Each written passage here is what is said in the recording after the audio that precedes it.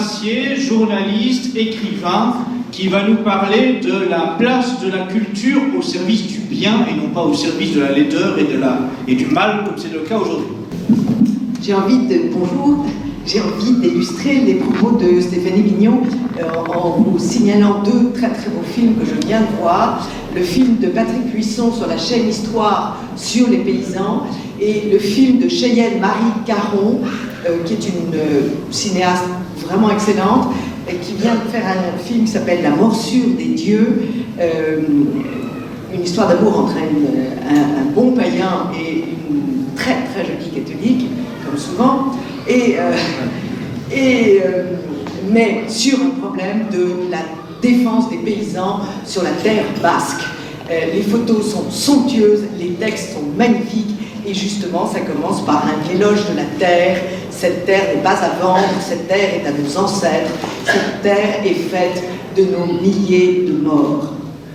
Voilà, donc la culture au service du bien. La culture, Kesako, l'ensemble des rites spirituels, des œuvres et des comportements d'un peuple. En un temps où Macron nous assène qu'il n'y a pas de culture française, il est utile de rappeler ce qu'est une culture.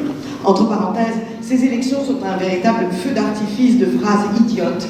La République fait vraiment sortir le pire de chacun de ses turiféraires.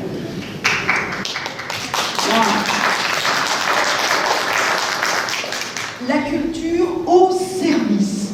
Encore une affirmation complètement anachronique en un temps où certains artistes se moquent de nous, se servent goulûment de l'argent public, de notre patrimoine, pour vendre leurs mois pitoyables et amasser des fortunes.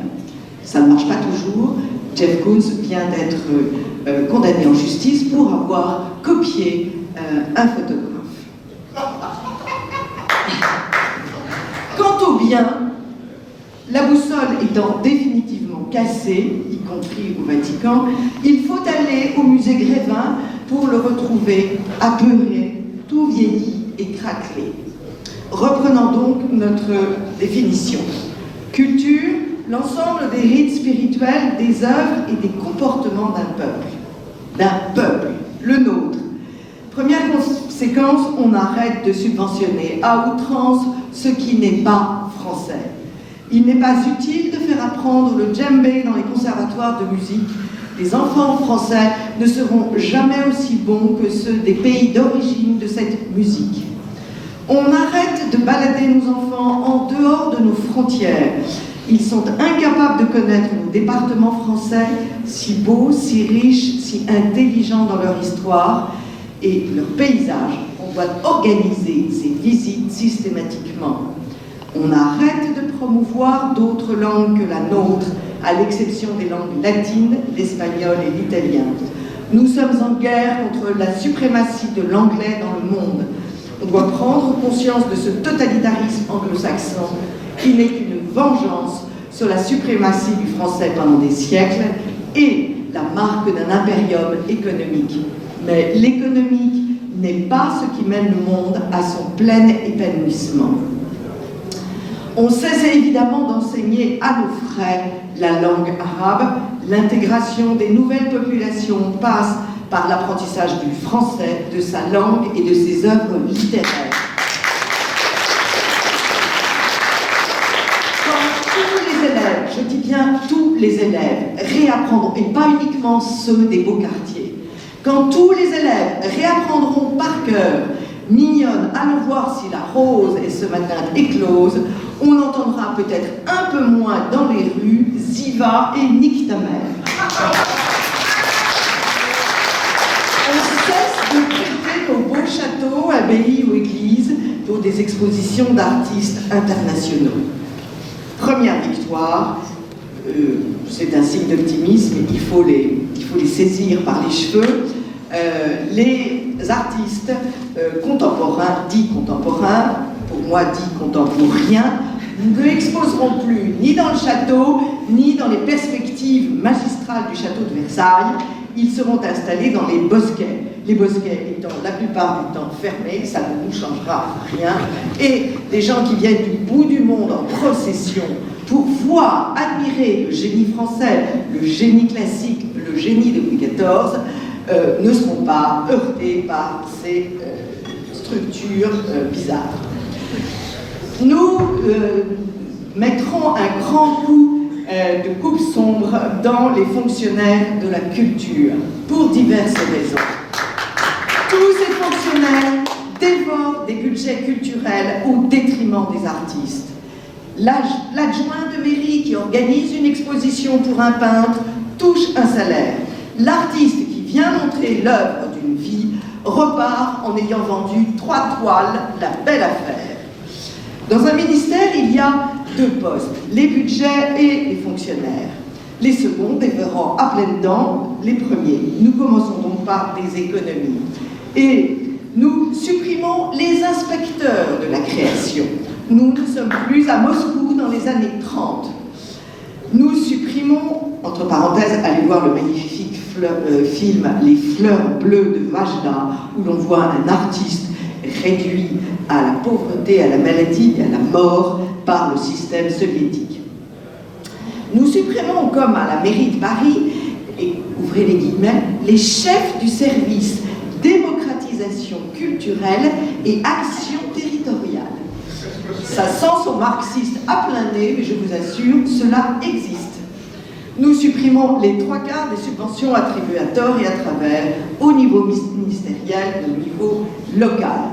Nous rendons toute sa place à l'artiste et c'est lui qui doit diriger ses affaires, les affaires dites culturelles et non pas ses fonctionnaires qui ont en ce moment entre 20 et 30 ans, qui ne savent pas grand-chose et n'aiment pas grand-chose. L'artiste n'est pas un fonctionnaire, il doit être aidé par des exemptions d'impôts, de charges sociales ou autres. Il doit avoir un statut de façon à être indépendant. Par ailleurs, ces décisions de fonctionnaires sont très souvent catastrophiques. Un exemple, le dernier en date, Madame Royal nous a pondu une loi sur l'application des règles écologiques aux bâtiments patrimoniaux. Ainsi, elle a décidé l'isolation thermique extérieure de nos trésors architecturaux.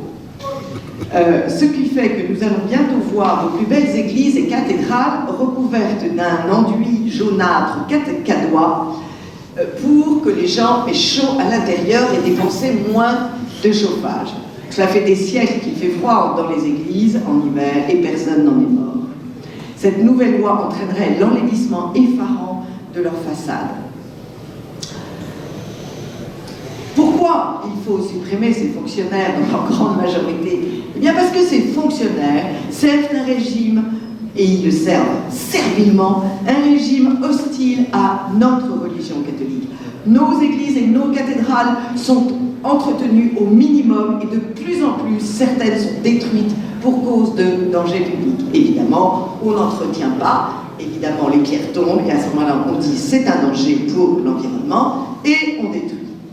Les organismes qui ont, autre exemple, pardon, il y a des orchestres publics avec 30 musiciens, mais 60 administratifs. Donc chaque musicien fait vivre 2 administratifs. Cela nous semble 50 de trop. Les organismes qui ont ce comportement dans la nature s'appellent des saprophètes. La politique d'achat de l'État doit être évidemment revue. La collusion entre les fonctionnaires de la dite culture et le marché international doit cesser. 60% du budget depuis 33 ans a été dépensé pour acheter des œuvres d'artistes vivant et travaillant à New York. Paris doit redevenir le centre culturel universel qu'il était avant New York, place financière multiculturelle. Merci de lire les livres d'Aude de Queiroz et le blog de Christine Surjas. Finance toujours, les budgets culturels sont actuellement réduits, voire supprimés par les régions au profit d'une petite partie de la population récemment arrivée. Doivent rester les budgets concernant l'enseignement des beaux-arts aux enfants, gratuité des entrées de musée et prise en charge des salaires des professeurs. Cet enseignement doit être aussi remis dans les mains des artistes eux-mêmes et non pas des animateurs que l'on va chercher pour diminuer les chiffres du chômage. Un animateur n'est pas un artiste. Un musicien ou un peintre peut faire approcher le miracle de l'art à des enfants. Nous veillerons à rétablir l'enseignement des instruments traditionnels européens ainsi que les musiques européennes. Les conservatoires français ont son devoir à l'égard des petits Français. Il est question encore une fois de conserver notre patrimoine musical européen. Le budget prévisionnel de la culture pour l'Île-de-France annonce des décisions terribles. Moins d'enseignement du piano et du violon. On supprime les enseignements individualistes, c'est-à-dire un professeur, un élève, jugé trop élitiste, et bien sûr une ouverture sur les cultures du monde. Ce budget existe, ses propos sont tenus, c'est écrit, et j'ai vu des professeurs de conservatoire qui prennent leur retraite, qui sont effarés de ce qui va arriver. Nous redéveloppons les budgets sur le patrimoine artistique français. Nous restaurons bien évidemment toutes les églises romanes, gothiques ou néo-gothiques. Ça n'a pas d'importance, toutes doivent rester debout. Ainsi, nous réinstallons à Paris le musée des arts et des traditions populaires, dont les collections censées être exposées au Mucem à Marseille sont en réalité reléguées dans une annexe et visibles derrière la gare de Marseille et visibles 2 fois par semaine sur demande. Pendant que s'exposent au musée du Mucem les cultures de la Méditerranée. Et nous incitons chaque région de France à mettre en valeur son propre patrimoine. Il faut savoir qu'il y avait un très beau musée d'art et de tradition populaire à Paris, au Bois de Boulogne, et LVMH vient d'acheter ce bâtiment qui était devenu une coquille vide pour y installer son patrimoine artistique. C'est beau comme l'antique. Les budgets culturels sont actuellement réduits, donc je vous l'ai dit. Pardon, je me trompe de feuille. Notre patrimoine est le parent pauvre de tous les budgets actuels. Nous veillerons donc au maintien de l'art financier dans ses limites, c'est-à-dire les halls d'entrée des grandes banques, fin des collusions et prises illégales d'intérêt entre les grandes entreprises et les subventions publiques comme à Versailles. Monsieur Ayagon, travaillant pour Bernard Pinault, a installé dans le jardin de Versailles et dans les jardins l'œuvre d'un artiste collectionnée par le susdit. La cote de l'artiste est montée, tout le bénéfice en revient aux financiers. Nous supprimons les subventions à tous ces metteurs en scène qui, pardonnez-moi l'expression, mettent cul par-dessus tête notre patrimoine culturel. Les subventions au festival d'Aix-en-Provence me paraissent un peu excessives compte tenu de ce qu'ils font de Così fan tutte. Le dernier Così fan tutte à Aix-en-Provence nous a présenté notre quatuor dans l'Italie mussolinienne, en tenue donc d'officier, en Éthiopie, avec la première scène où un soldat italien pénètre une africaine et la scène suivante, un soldat africain pelote Dorabella. Insulte à Mozart et au public, comble de la vulgarité et je dirais cri contre notre patrimoine européen. De même, Péléas et Mélisande est interprété depuis un siècle avec des mises en scène où le symbole fait naître la poésie. Encore faut-il savoir ce qu'est un symbole. Inutilité vulgaire de nous rappeler que Péléas a sans doute été l'amant de Mélisande et de nous imposer un striptease de l'héroïne qui nous ramène rue du Faubourg Saint-Denis, mais nous éloigne de Debussy. Toutes ces mesures financières doivent être prises et mises au service de notre peuple, mais aussi de notre religion. La France est un pays de tradition chrétienne. Merci aux païens, aux protestants, aux juifs et aux musulmans de bien vouloir s'incliner devant cette réalité. Sans Clovis, sans Jeanne d'Arc, sans Camille, ils ont pas des armes et des lois. Nos mœurs, nos coutumes, nos traditions alimentaires sont celles d'un pays chrétien.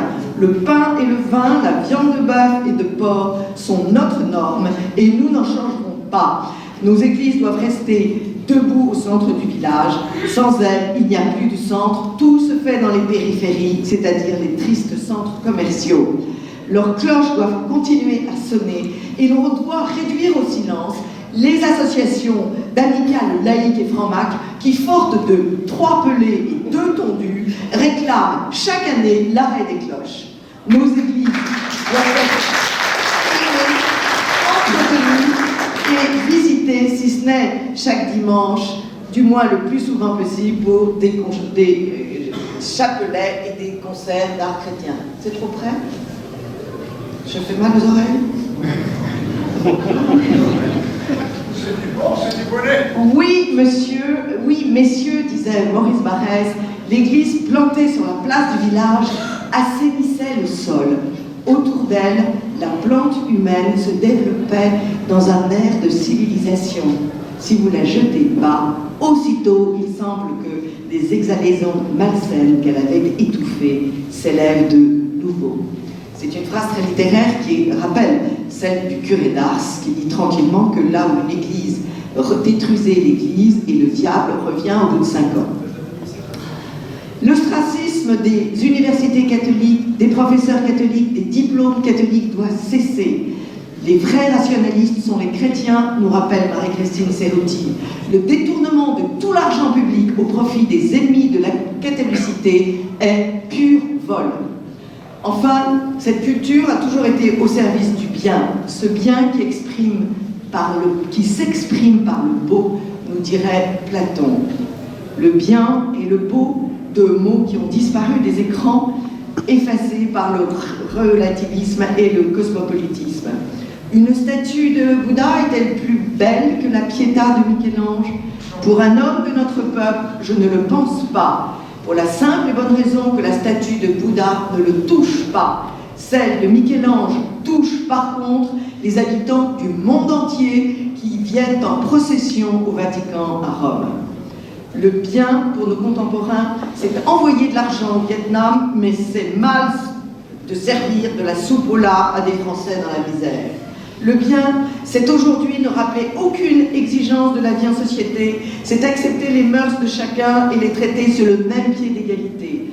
Tant pis si les familles et les enfants sont massacrés.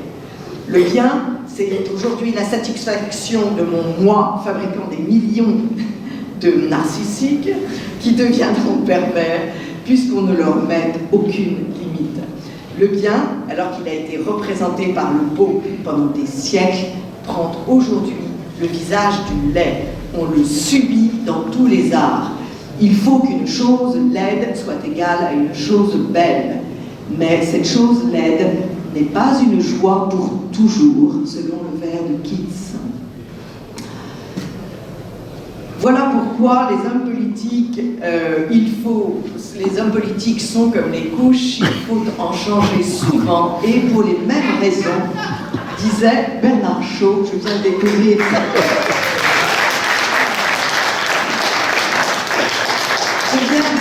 cette citation et elle me réjouit infiniment. Plus profondément, citons Bernanos, il apparaît de plus en plus que le système tel qu'il se présente à nous n'est pas une civilisation, mais une organisation totalitaire et concentrationnaire du monde. L'espèce de civilisation qu'on appelle encore de ce nom, alors qu'aucune barbarie n'a fait mieux qu'elle, n'a été plus loin dans la destruction, ne menace pas seulement les ouvrages de l'homme, elle menace l'homme lui-même, pardon. Cette conclusion sera faite par le pape Pie XII. J'aime bien, je constate qu'à cette tribune, nous avons les mêmes références et les mêmes propos. Ça doit être que nous sommes vraiment dans la bonne direction. Le beau doit nous élever, disait Pie XII. La fonction de tout art consiste à briser l'espace étroit et angoissant du fini dans lequel est plongé l'homme tant qu'il vit ici-bas, pour ouvrir une sorte de fenêtre à son esprit qui tend vers l'infini.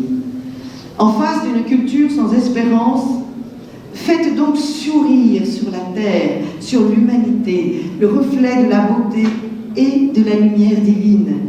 Et vous aurez, en aidant l'homme à aimer tout ce qu'il y a de vrai, de noble, de juste, de pur, d'aimable, contribué grandement à l'œuvre de la paix. Merci.